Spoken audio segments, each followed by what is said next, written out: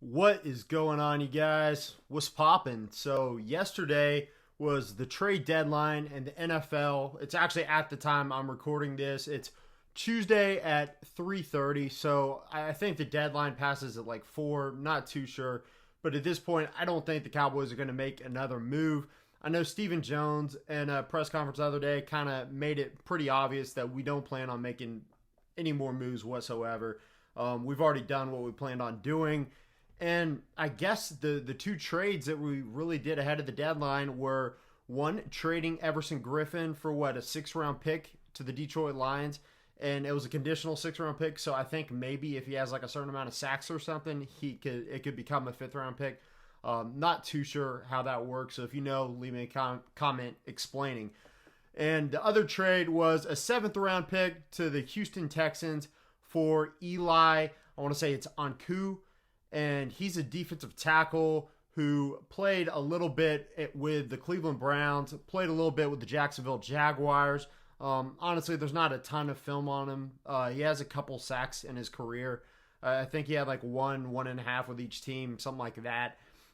And I don't think he really ever got a chance to play with the Texans. I think he got picked up off of waivers recently, something like that. And then we traded for him like a couple weeks later.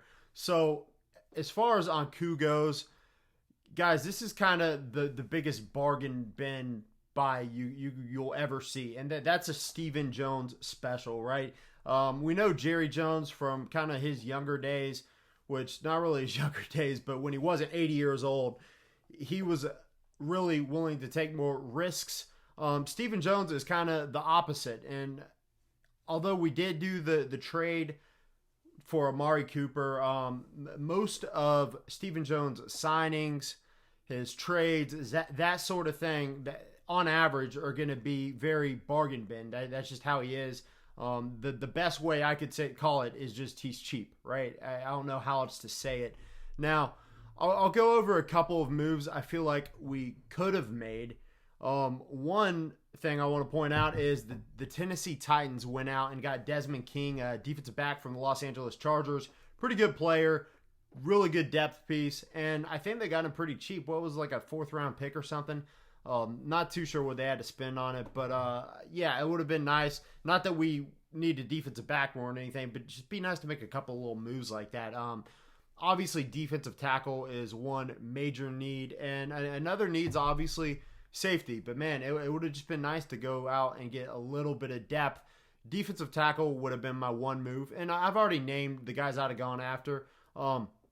Quentin Williams, Snacks Harrison before he got picked up by the Seattle, that kind of thing. And even if it wasn't a Quentin Williams, maybe we could have gone just a little bit better than Eli Anku, because I mean that's where we went. Now we haven't seen him play yet. He didn't get any snaps on Sunday. I don't know if he had to go through protocol, all that kind of stuff. That's probably likely. But I'm assuming this week against the Pittsburgh Steelers, we'll probably see a little bit of him. I'm sure we'll use him as a rotational piece. Unless something major changes, I don't see him being much more than that, right? So I'm glad we went out and got defensive tackle. That's just not necessarily... I would have gone to Walmart and maybe instead of the dollar store. That's all I'm saying there. Now, the only other position where I think we desperately could use some help right now is right tackle. Terrence Steele just isn't an NFL player. He just isn't cutting it. He's been bad. I don't know what else to say. I mean, it seems like we could pick a lot of guys off the streets. I've mentioned like Pace Murphy even, who could outperform Terrence Steele at right tackle. So what really frustrates me is that we could have had Ron Leary. He came out, worked out for us, met with us, that kind of thing, and we just didn't want to pay him anything. So we could have had Leary at left guard. We could have moved Connor Williams to tackle, his natural position. And heck, he could have played left tackle with Tyron Smith out for the season. And we could have moved, Brandon Knight over to right tackle, or Cam Irving. I guess Knight's out too now, but we could have moved Cam Irving over to right tackle. And I believe Cam Irving's played swing tackle, so he could play on either side. Or we could have just used like a 6th round pick on a right tackle that's probably better than Terrence Steele. At this point, Terrence Steele is not worth any draft pick, so a 7th round pick caliber player is better. I mean, let's be very clear. Terrence Steele went undrafted for a reason. So now the only other thing I really want to bring up, it's going to be a pretty short video because there's not a ton to talk about with the trade deadline with the Cowboys. Just made a couple moves. We cut a couple guys, but I don't know if that had anything to do with the deadline. Obviously, trading for Anku was probably the answer to cutting Dontari Poe. We basically was our way of telling Dontari Poe he was just another body, and so was Anku, but we'd rather have him, and hopefully he'll at least put some more effort into the plays. And we also cut Dale Worley, and I think that was just because Chidobe Awuzie was back and Worley had been playing so poorly. So now I want to bring up some comments from Jerry Wayne Jones and